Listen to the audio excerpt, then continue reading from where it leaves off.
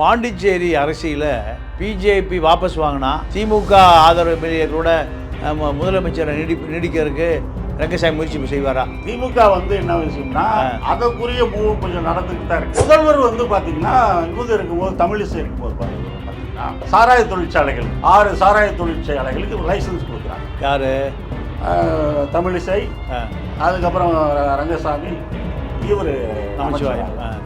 அப்போ இதில் பார்த்தீங்கன்னா அவருக்கு அதில் எக்ஸசைஸ் அவர் தான் பார்க்குறாரு. அப்போ அதில் தொடர்பு இருக்கும்போது கிட்டத்தட்ட அதில் ஒரு 200 கோடி ரூபாய்க்கு மேலே கைமாறி துணைநிலை ஆளுநர் ராதாகிருஷ்ணன் அந்த ஃபைலை அவர் திருப்பி கையெழுத்து போட மாட்டேன்னு வச்சுருக்காரு. அது எதுக்கு இது பண்ணுவா, அதை அனுமதிக்க கூடாது. அது புது சாராய கடை பார். ஆமாம், கிட்டத்தட்ட அது 10 இதுக்கு வந்துச்சு. அதில் அப்படியே நிறுத்தி வச்சுருக்காங்க. சரி, இப்போ இதெல்லாம் காரணமாக தான் பிஜேபிக்காரன் சொந்த கட்சி அமைச்சர்களையே பதவி நீக்க சொல்கிறாங்களா? பாண்டிச்சேரியில் எங்களுடைய ஆட்சி இருக்குது அப்படின்றதுக்காக. ஆனால் இது நீண்ட நாள் சாத்தியம் இல்லை. இதுதான் பாண்டிச்சேரி ஓடி போச்சு. இன்னும் 2 வருஷம் ஓட்டுவது சிரமம் தான். பாஜகவை எதிர்த்துக்கிட்டா ரங்கசாமியுடைய சாப்டரே க்ளோஸ் ஆகுதுன்னு நினைக்கிறேன். அப்போ அவருக்கு 1000 காயங்கள் இருந்தாலும் டெய்லி குமுறி நம்மளால ஒன்றும் பண்ண முடியல. பலவீனமான அரசு போய் இதை பாஜக மத்திய பாஜக இதை மிரட்டி அவங்களுக்குள்ளேயும் பிளே பண்ணிட்டு மக்களுக்கு எந்த நலத்திட்டங்களும் போகாம, ஆனால் கரப்ஷன் இது மட்டும் நடந்து போயிட்டு இருக்கு. மாதம் இவங்களுக்கு வர மாமூலாம் வந்துகிட்டு இருக்கு. தமிழா நேயர்களுக்கு வணக்கம். நம்மோடு மூத்த பத்திரிகையாளர் ஜேம்ஸ் அவர்கள் இணைந்திருக்கிறார். வணக்கம். பாண்டிச்சேரி அரசியல ஒரு 1/4 நூற்றாண்டு காலமாக நீங்கள் தொடர்ந்து அச்சு ஊடகம், காட்சி ஊடகம், இப்போ இணையதளத்தில் நீங்கள் இதை கான்ட்ரோவர்சியாக பல விஷயங்களை சொல்கிறீங்க.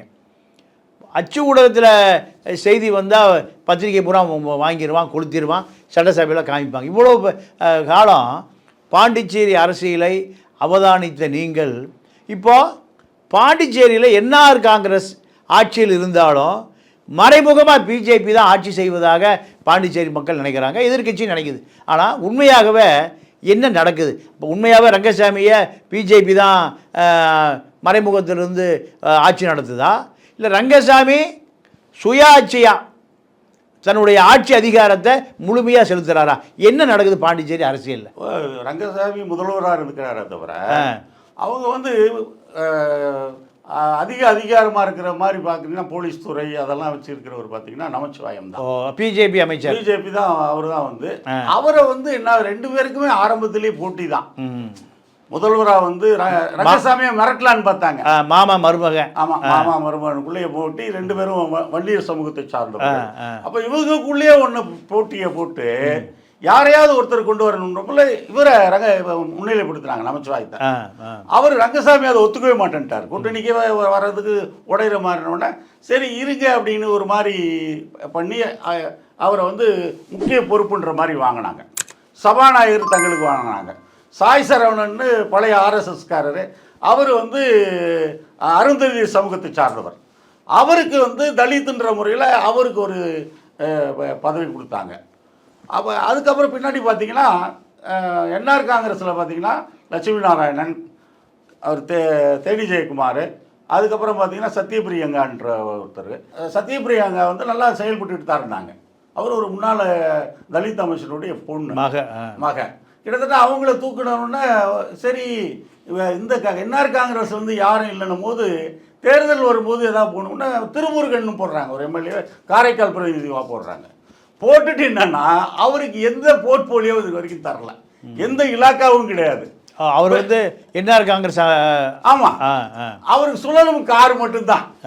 அவருக்கு அதிகாரமே இல்லாத அமைச்சர் ஃபைல் போட்டுக்கிட்டு அவரு எப்படா தனக்கு மந்திரி பதவி கொடுப்பாங்க அப்படின்றத எதிர்பார்த்துக்கிட்டு இருக்காங்க. இப்போ காரைக்கால் மக்கள் தங்களுக்கு அமைச்சர்கள்னா அவங்களுக்கு பிரச்சனை இருக்கு. அப்போ இந்த பிரச்சனைகள் சமீபத்தில் பிஜேபிக்குள்ள இப்போ அமைச்சராக அவர் நியமிச்சிட்டாங்கன்னா அதிகாரம் இல்லை. ஆமாம், அமைச்சராக தான் இருக்காரு. எந்த போர்ட்போலியோவும் கிடையாது. ஏன்னா போர்ட்போலியோவில் பார்த்தீங்கன்னா இவர் நமச்சிவாயம் 8 போர்ட்போலியோ வச்சிருக்காரு. அதுல இருந்து கை வச்சோம்னா அவங்க ஏதாவது கேட்பாங்க. எந்த போர்ட்போலியோ இவர்களுக்கு தர்றது இல்லாமல் சும்மா அமைச்சராக ஃபைல் இல்லாத அமைச்சராக உட்காந்துருக்காரு ரொம்ப நாளாக. தேர்தல் வந்த உடனே என்னாச்சுன்னா ஆரம்பத்திலேயே உட்கட்சி பிரச்சனைகள் இருந்துச்சு. ஒன்று சாமிநாதன் வந்து 8 வருஷமாக வந்து அங்கே பாஜக தலைவர். அதே மாதிரி பார்த்தீங்கன்னா இவர் சாய் சரவணன் நீண்ட ஆர்எஸ்எஸ்கார். செல்வ கணபதி அவரும் பள்ளி நடத்துகிறாரு. அந்த பள்ளிகளில் பார்த்தீங்கன்னா பெரும்பாலும் வந்து எனக்கு தெரிஞ்ச ஒரு 15 வருஷமாக அங்கே தான் ஆர்எஸ்எஸ்னுடைய முகாம்கள்லாம் நடக்கும். சாகா இருக்கு இல்லையா, அந்த சாகா அங்கே தான் நடக்கும். அதே மாதிரி இவரும் சுவாமிநாதன் ஒரு ஸ்கூல் வச்சுருந்தார். சாமிநாதன் வந்து தலைவராக 8 வருஷத்துக்கு இந்தியாவில் வேறு எங்கேயுமே பிஜேபி வந்து 3 வருஷம் இல்லை 5 வருஷம் அவ்வளோதான் இருக்குமே தவிர 8 வருஷம் ஒருத்தர் வந்து ஒரு பாஜக தலைவராக இருக்கிறது என்பது. உடனே என்ன பண்ணார், செல்வ கணபதி ராஜ்யசபா ஆனதுக்கப்புறமா அதுவே இங்கே பிஜேபி உள்ள ஒரு கசமுசா வந்துச்சு. இவர் என்ன பண்ணார், டெல்லியில் போயிட்டு விஎல் சந்தோஷ் தான் தென் மாநிலங்களில் வந்து பாஜக ஆட்களை நியமிக்கிறது. அவர் ஆர்எஸ்எஸ் சார்பாக அவர் தான் இல்லாமல் வந்து யாரையும் போட மாட்டாங்க. ஆனால் இவர் போய் ராஜ்யசபா உறுப்பினர் நட்டாவை போட்டு விஎல் சந்தோஷத்துக்கு தெரியாமல் வந்து தலைவராக வந்து உட்காந்துட்டார். அப்போ சாமிநாதன் வந்து நீ இதாகிறார், வெளியே போகிறார். அப்போ இந்த பிரச்சனை வரும் பொழுது எலெக்ஷனில் என்ன பண்ணுறாங்கன்னா அனௌன்ஸ் பண்ணுறாங்க. அது ஒரு 3 மாதங்களுக்குள்ளே தான் இருக்கும். இவங்க என்ன பண்ணாங்க, ஒரு பக்கம் நமச்சிவாயம் குரூப் ஆட்கள் பதவியில் இருக்காங்க, இன்னொரு பக்கம் ஏம்புல செல்வம் ஆட்கள் பதவியில் இருக்காங்க, சாமிநாதன் ஆட்களும் பதவியில் இருக்காங்க. இவர் யாரடா நீக்கிறது எதோ போடும்போது உள்ள பிரச்சனையே வருது. இல்லை, இப்போ நான் என்ன கேட்குறேன், முதலமைச்சர் ரங்கசாமி, உள்துறை அமைச்சர் நமச்சிவாயம். உள்துறை அமைச்சர் பக்கம் பிஜேபிக்கு எத்தனை அமைச்சர்கள்? 2 பேர். சாய் சரவணா, நமச்சிவாயம். ஏம்பல செல்வம் வந்து சபாநாயகர். என்ஆர் காங்கிரஸ் பக்கம் எத்தனை அமைச்சர்கள்? அவங்க பக்கத்தில் 4 பேர். யார் யார்? அவரோட சிஎம்மோட சேர்த்து சிஎம் லட்சுமி நாராயண, தேனி ஜெயக்குமார், சத்யபிரியங்கா வந்து 4 பேர். இந்த 4 சபாநாயகர் ராஜவேல். ராஜவேல். இப்போ என்ன கேட்குறேன், இந்த கேபினட்டு வந்து முதலமைச்சருடைய கட்டுப்பாட்டுக்கு பிஜேபி அமைச்சர்கள் வர இருக்காங்களா? இல்லை இவங்க சிஎம் கிட்ட தாங்க அதிகாரம் எல்லாமே இருக்கு. சரி, ஒன்று வந்து இவர்கிட்ட 8 போர்ட்போலியோ இருக்கு. யார்? நமச்சிவாயத்தை. அவர் வந்து அவருடைய ரோலை அவர் பார்க்குறாரு, வசூல். இல்லை, நான் என்ன கேட்குறேன், இல்லை எல்லாம் பார்க்கட்டும், சரி, ரங்கசாமியுடைய கட்டுப்பாட்டில் இருக்காரான்னு கேட்குறேன். அவர் இருக்காங்க, கட்டுப்பாட்டில் இருக்காங்க. பட் இந்த எம்பி எலெக்ஷனுக்கு அப்புறம் கொஞ்சம் பிரச்சனைகள் இருக்கு. இப்போ பாண்டிச்சேரி அரசியலில் என்ன குழப்பம்? அதான் இவர் வந்து எலெக்ஷனில் வந்து தோத்ததுக்கு அப்புறமா, யாரு?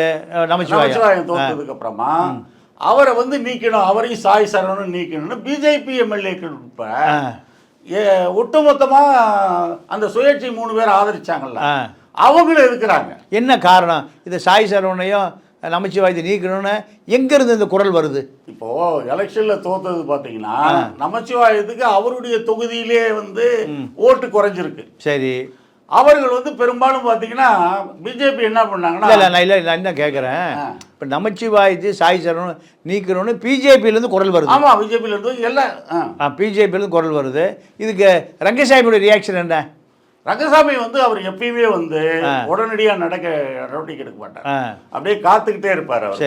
சரி, இதுல முக்கியமான விஷயம் இந்த தேர்தல் சம்பந்தமா உங்களுக்கு சொன்னாதான் அதனுடைய தொடர்ச்சி புரியும். இல்ல, தேர்தலை தோத்து போயிட்டு அவ்வளவுதானே. அதுல இதுல என்ன பண்ணாங்கன்னா, அங்கிருந்து பாஜக காரவங்க நீங்க பாருங்க, நமச்சிவாயம் நீங்க வந்து 155 கோடி சம்பாரிச்சிருக்கீங்க.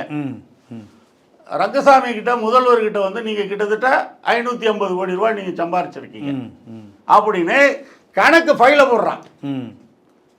ஃபைல போட்டு இந்தியாவிலேயே பணம் அரசு பாஜக சார்பால் பணம் தராத ஒரே மாநிலம் புதுச்சேரி தான். பணம் தராதனால இவங்க செலவு பண்ணுன்னு சொல்றாங்க. யாரு? கட்சி இல்ல, நீங்க சிஎம் இவங்கெல்லாம் நீங்க செலவு பண்ணி இவ்வளவு சம்பாரிச்சு வச்சிருக்கீங்களா? யார்? பிஜேபி சொல்லுது. ஆமா, பிஜேபி வந்து நமச்சிவாயத்தையும் ரங்கசாமி செலவு பண்ண சொல்லுது. இவர்கிட்ட 8 துறைகள் இருக்கு நமச்சிவாயத்துக்கு. இவர் வந்து என்ன பண்றாரு, தேர்தலை வச்சு வசூல் பண்றாரு. ஒரு கிட்டத்தட்ட பாத்தீங்கன்னா செலவு பண்ணல 30 கோடி ரூபாய்க்கு வசூல் பண்ணி இவருக்கு 6 தொகுதி தான் கொடுக்குறாங்க. 6 தொகுதி வந்து ஒரு தொகுதி 12 கோடி ரூபா தான் செலவு பண்றாரு.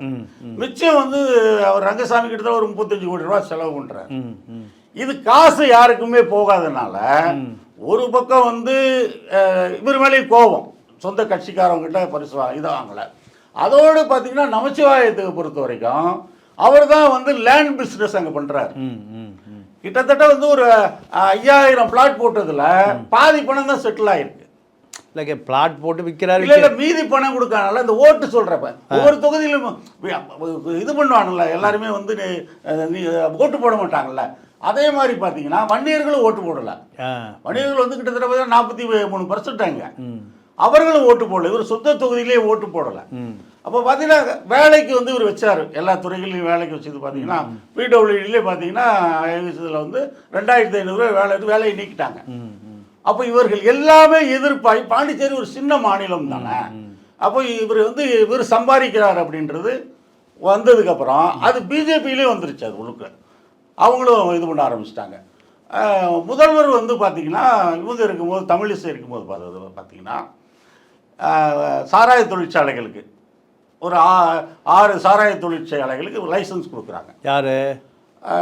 தமிழிசை, அதுக்கப்புறம் ரங்கசாமி, இவர் நமச்சிவாயம். அப்போ இதில் பார்த்தீங்கன்னா அவருக்கு அதில் எக்ஸசைஸ் அவர் தான் பார்க்குறாரு. அப்போ அதில் தொடர்பு இருக்கும்போது கிட்டத்தட்ட அதில் வந்து ஒரு 200 கோடி ரூபாய்க்கு மேலே கை மாறி இருக்கு. இப்போ வந்து இவர் வந்து என்ன பண்ணார்னா, துணைநிலை ஆளுநர் ராதாகிருஷ்ணன் வந்து அந்த ஃபைலை வந்து அவர் திருப்பி கையெழுத்து போட மாட்டேன்னு வச்சிருக்காரு. அது எதுக்கு இது பண்ணுவா, அதை அனுமதிக்க கூடாது. எது? புது சாராய கடை பார். ஆமாம், கிட்டத்தட்ட வந்து அது 10 இதுக்கு வந்துச்சு. அதில் வந்து அப்படியே நிறுத்தி வச்சிருக்காங்க. இப்போ சரி, இப்போ இதெல்லாம் காரணமாக தான் பிஜேபிக்காரன் சொந்த கட்சி அமைச்சர்களையே பதவி நீக்க சொல்கிறாங்களா?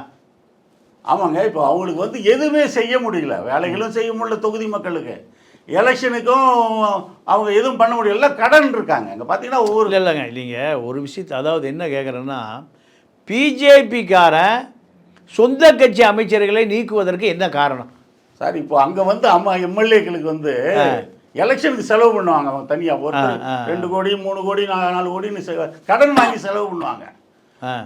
பகுதியில் ஏதாவது வேலை செஞ்சு அதெல்லாம் நமச்சிவாயம் கொடுக்கல. ஆமாம், எதுவும் கொடுக்கல. அவங்க எதுவுமே காசு வந்து சம்பாதிக்கிற காசுல யாருக்கும் கொடுக்கல. இதுதான் பிரச்சனை. இப்போ இதுதான் வந்து மெயினாக அங்கே பிரச்சனைகள். அப்போ பிஜேபி காரனை நமச்சிவாயத்தையும் சாய் சரவணையும் கட்சி விட்டு நீக்குங்கிறாங்க. பல ஒரு கல்யாண சுந்தரம் மாதிரி எம்எல்ஏக்கெல்லாம் போய் பார்க்கல. இப்போ வந்து அவர் சமயத்தில் அவர் பிறந்த நாளுக்கு இவர் போய் பார்த்தாரு. யார் பிறந்த நாளுக்கு? கல்யாண சுந்தரம் பிறந்த நாளுக்கு. அதே மாதிரி சுயேட்சை எம்எல்ஏகளும் வந்து எந்த வித இதுவும் கொடுக்கல. அங்காரன்னு ஒரு எம்எல்ஏ இருக்கார், தலித் எம்எல்ஏ. அவருக்கு என்ன பண்ணுச்சுன்னா, அவருக்கும் வந்து ஏற்கனவே மந்திரியா இருந்தவர். அவருக்கு வந்து ஒரு காரே கொடுக்கல. ஒரு இதை கொடுத்துட்டு ஓட்டக்கார நமச்சிவாயம். இவர் முதல்வர் சிஎம் கொடுக்கல. அவர் என்ன பண்ணாருன்னா கடைசியில் பஸ் இல்லை இருங்க, நான் அவர் பஸ்ல வந்தார். இருங்க, இல்லை இப்போ நம்ம நான் என்ன கேட்குறேன்னா, பிஜேபி கட்சியை அமைச்சர்கள் பதவி நீக்க சொல்கிறாங்கல்ல, அதுக்கு என்ன காரணம்னா தேர்தலுக்கு நிதி கொடுக்கல, செலவு பண்ணல, அதனால தோத்து போயிட்டாங்கிறாங்களா? தேர்தலுக்கு நிதி மட்டும் இல்லை, அது ஒன்று. அதை மட்டும் சொல்லுங்க. நீங்கள் ரங்கசாமி அப்புறம் வச்சுக்கோ. இதுக்கு என்ன சொந்த கட்சி அது அதிருப்தி ஆவதற்கு என்ன காரணம்? பணம் தாங்க. யாருக்கும் போய் காசு சேரல, எந்த வேலையும் நடக்கல, இவரால எந்த பிரயோஜனமும் இல்லை. பிரயோஜனம் இல்லை, கட்சிக்கு பிரயோஜனம் இல்லை, இவருக்கு தான் பிரயோஜனம். ஆமா, இவர் தான் எல்லாம் பண்ணிட்டு இருக்காரு. அப்படி முடிவுக்கு வந்துட்டான். அப்படிங்கும் போது கோஷ்டியா இருக்காரு. செல்வ கணபதியும் இவங்க எல்லாம் எடுத்து சண்டை போடுறாங்க. சாமிநாதன் வெளியே இருந்து அவர் வெளியே போயிட்டாரு. சாய் சரவணன் வந்து வேலைக்கு எலெக்ஷனுக்கே கீழே வர முடியல. ஏன்னா தலித் சமூகத்திலே ஒரு 60 சமூகம் கொஞ்சம் சின்ன போர்ட்ஸ்னால அவரும் வேலை செய்ய முடியல. அப்போது இவருடைய தொகுதியிலே வந்து நீங்கள் கோட்டு கம்மியாக வாங்கியிருக்கீங்க. அதோட பார்த்தீங்கன்னா அவருடைய தொகுதி மக்கள் வந்தாங்கன்னா, மணடிப்பேட்டை தொழில் வந்தாங்கன்னா யாரையுமே பார்க்கறது இல்லை இவர். அப்போது இந்த கொதிப்பு எல்லாமே இருக்கிறனால இவர் வந்து மந்திரியாக போட்டது தப்பு அப்படின்றது பாஜக காரர்கள் நினைக்கிறாங்க. அவங்க பாஜக சார்பாக ஆதரித்த எம்எல்ஏக்களுக்கும் ஒவ்வொருத்தரும் கிட்டத்தட்ட 3-4 கோடி ரூபா கடை வாங்கி தான் ஜெயிச்சாங்க. அவங்களுக்கு கார் கூட அங்காலேருந்து கார் கூட கொடுக்காங்க. அதனால தான் எல்லாரும் போய் எல்லா எம்எல்ஏக்கள்லாம் போய் நமச்சிவாயத்தை சாய் பதவி நீக்குங்கிறாங்க. இதான் பாண்டிச்சேரி குழப்பம். வெளியே போகணும் அப்படின்றதோட இப்போ அங்காளன் என்ன பண்ணாருன்னா, கார் கொடுக்கலன்னு பஸ்ஸில் போக ஆரம்பிச்சார். நேராக போய் கவர்னர்கிட்ட, நான் தலித்துனால எனக்கு கார் கொடுக்க மாட்டேன்றீங்களான்னு சொல்லி பெரிய பிரச்சனை பண்ணி அதுக்கப்புறம் கார் அலாட் பண்ணாங்க.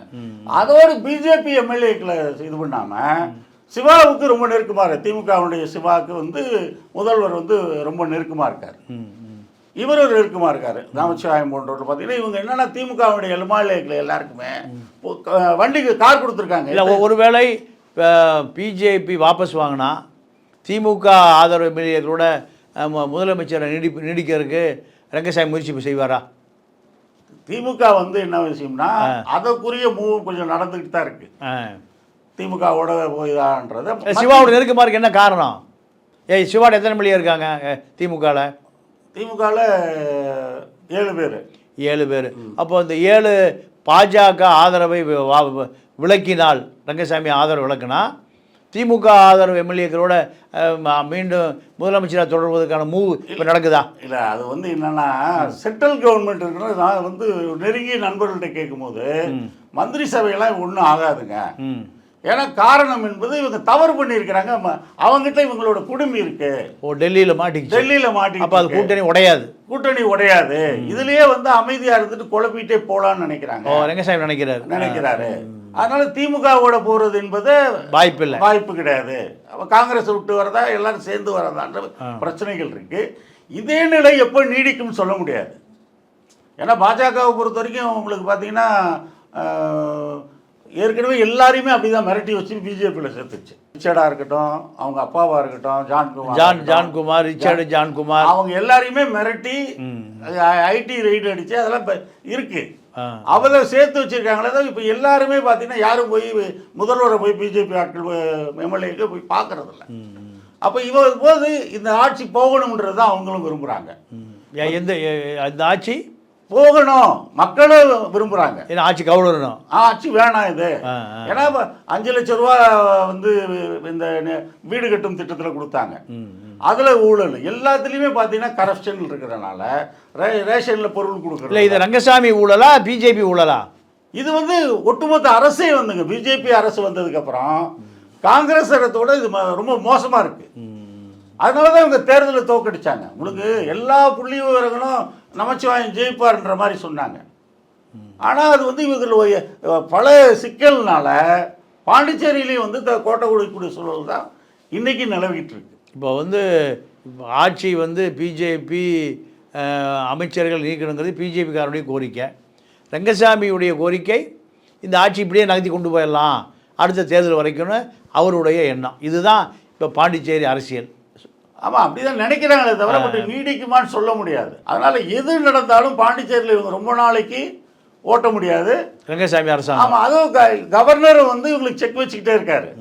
எந்த இவங்க வாங்கின விஷயங்கள்லாம் அவர் வந்து ஃபைல் கையெழுத்து போடல. அதிகாரிகள் மாற்றம் சம்மந்தமாகவும் சரி 250 கோடி ரூபா குப்பை இதில் ஊழல், அதில் வந்து 30 கோடி ரூபா இவங்க ஊழல் பண்ணியிருக்காங்கன்றத அவர் கவர்னர் சொல்லியிருக்காரு. அதுலேயும் வந்து மறுபடியும் விசாரணை பண்ணணுன்றது. அப்போ இது எல்லாமே வந்து பிஜேபி நீடிக்கிறதற்கான ரங்கசாமி வெளியே போயிடக்கூடாது அப்படின்றதுக்காகவும் நமச்சிவாயம் மிரட்டுறாங்க. குப்பை ஊழல் குப்பாடுற ஊழல் அவருக்கும் மிரட்டல் இருக்கு. அப்போ இவங்களை யாரையுமே வந்து ஒன்றும் பிஜேபியை விட்டு வெளியே போயிடக்கூடாது. இவர்களை 2 பக்கமும் மிரட்டுறாங்க. ஒன்று நமச்சிவாயம் உட்பட பிஜேபி ஆட்களையும் மிரட்டி வைக்கிறாங்க. அதே போல் பார்த்தீங்கன்னா என்ஆர் காங்கிரஸ் ஆட்களையும் மிரட்டி வைக்கிறாங்க. என்ஆர் காங்கிரஸ்லையும் பார்த்தீங்கன்னா ராஜவேல் மாதிரி வந்து ஒரு துணை சபாநாயகர் கொடுத்துருக்காரு. அவருக்கு ஏற்கனவே மந்திரியாக இருந்தவர். அவரும் வந்து மந்திரி பதவி எதிர்பார்க்குறாரு. அப்போ பிஜேபி அமைச்சர்களாக இருக்கிற முன்னாள் காங்கிரஸ்காரர்களையும் மிரட்டுது. ஆமாம், முன்னாள் காங்கிரஸ்காரராக இருந்து இப்போ என்ஆர் காங்கிரஸாக மாறிய ரங்கசாமியும் மிரட்டுது.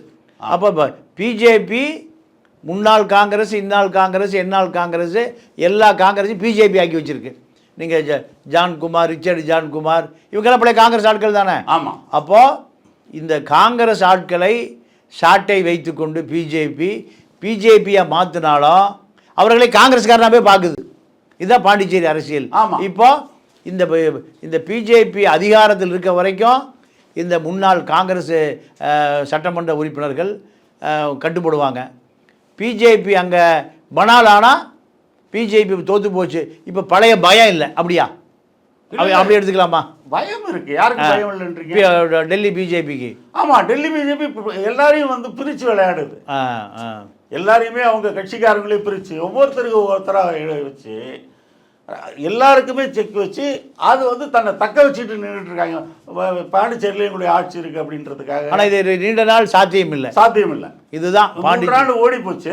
இன்னும் 2 வருஷம் ஓட்டுவது சிரமம் தான். அதாவது இப்போ என்னென்னு கேட்டிங்கன்னா பல சிக்கலை, இடியப்ப சிக்கலை பாண்டிச்சேரி அரசாங்கத்தில் இப்போ பிஜேபி சந்திச்சுட்டு இருக்கு. இதையா இது எப்போ வேண்டுமானாலும் ஆட்சி கவரலாம். ஆமாம், இப்போ ஒரு பட்ஜெட்டு நிதி ஆயோக்கு போகாது, இவர் எப்பயுமே போகிறது கிடையாது ஒருவர். இதில் வந்து இவங்க வந்து பணம் ஒதுக்காமே விட்டுட்டாங்கன்னு வச்சுக்கோங்க. ஏன்னா அது வந்து மத்திய அரசுடைய துணைநிலை ஆளுநருக்கு தான் அதிகாரம். டெல்லியில் பண்ண மாதிரி இங்கேயும் பண்ணுவாங்க. அப்போ இது எல்லாமே பயம் இருக்குது. ஒன்று இதோட வந்து பாஜகவை எதிர்த்துக்கிட்டா ரங்கசாமியுடைய சாப்டரே க்ளோஸ் ஆயிருன்னு நினைக்கிறார். அப்போ அவருக்கு 1000 காயங்கள் இருந்தாலும் டெய்லி குமுறார். குமுறி நம்மளால ஒன்றும் பண்ண முடியல. பலவீனமான அரசு, பலவீனமான அரசு போய் இதை வந்து பாஜக, மத்திய பாஜக வந்து இதை மிரட்டி அவங்களுக்குள்ளேயும் பிளே பண்ணிக்கிட்டு மக்களுக்கு வந்து எந்த நலத்திட்டங்களும் போகாமல், ஆனால் கரப்ஷன் இது மட்டும் நடந்து போயிட்டு இருக்கு. மாதம் இவங்களுக்கு வர மாமூல்லாம் வந்துகிட்டு இருக்கு. எக்ஸைஸாக இருக்கட்டும், எல்லாத்துலேயுமே வந்து பிஜேபிக்கு மாநில தலைமை மத்திய தலைமை கொடுக்குது. அது நமக்கு இவங்களுக்கு வருது, வருமானம் வருது. இல்லை, அது எங்கே போகுது? யாங்க வருதுன்னா இவங்களே வச்சுருக்காங்க மாநில ரியல் எஸ்டேட் பிஸ்னஸில். அதில் இவங்க வச்சுருக்காங்களே தவிர, அதனால தான் இப்போ புதுசாக வந்த கவர்னர் செக் வைக்கிறாரு. பிஜேபியை வந்து இவங்களுக்கு நீங்கள் 550 கோடி ரூபா சம்பாதிச்சிருக்கீங்க, நீங்கள் வந்து 255 ரூபா கோடி நமச்சிவாயம் சம்பாதிச்சிருக்கான்னு குற்றம் சொல்லுவதே அந்த மிரட்டலுக்காக தான். பாப்பா விரைவில் பாஜக ஆட்சி மாற்றம் நடக்குதா என்பதை பொறுத்திருந்து பார்ப்போம். நன்றி, வணக்கம்.